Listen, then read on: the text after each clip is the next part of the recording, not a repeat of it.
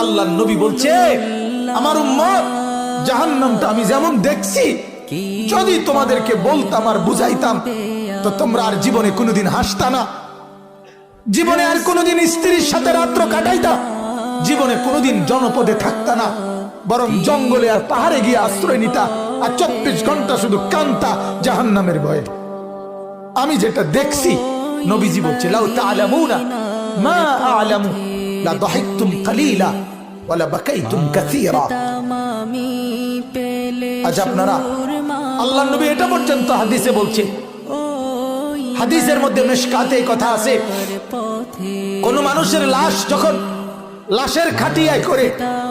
নাফরমান ওই লোকের লাশ যখন কবরস্থানের দিকে নিয়ে যায়, আল্লাহর নবী বলছে এই পরিমাণ চিৎকার করে ওই নাফরমান, যদি কেউ পৃথিবীর কোন মানুষ জীবিত এই চিৎকার শুনতো, আল্লাহর নবী বলেন, তাহলে পৃথিবীর কোন মানুষ আর কারো লাশ কবরস্থানে নিয়ে যাইতো না, দাফন করতো না, আর খাটের মধ্যে কান্দে লইতো না, বরং ভাবতো এমন চিৎকার শোনা সম্ভব না। এই কথাগুলো সত্য বাপ, এই কথাগুলো এত বছর ধরে